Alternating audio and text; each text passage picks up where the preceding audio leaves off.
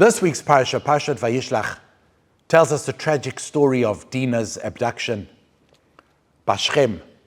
And Rashi asks, why did this happen to her? And the answer is, it really was a punishment for her father Yaakov, because a few verses back, when Esau finally meets his brother after 22 years of separation, he meets the whole family. And the Torah describes every member of the family and how they met Esau.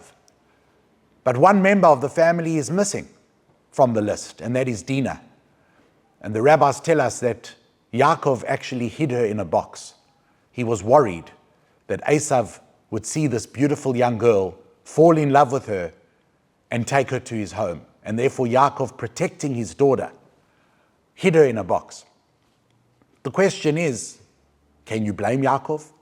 Should he be punished that now she gets kidnapped because he did that and protected her from his brother Esau?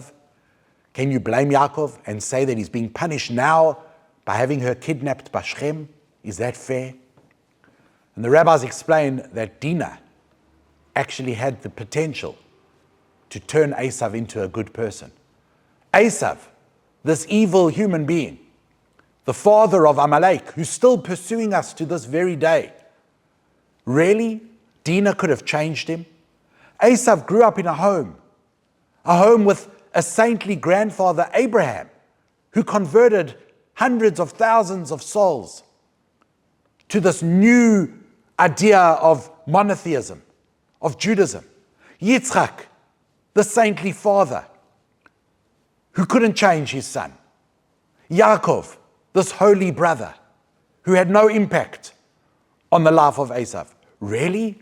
Could this little girl, Dinah, have made such an impact to such an extent that Yaakov now deserves to be punished for hiding her away from him?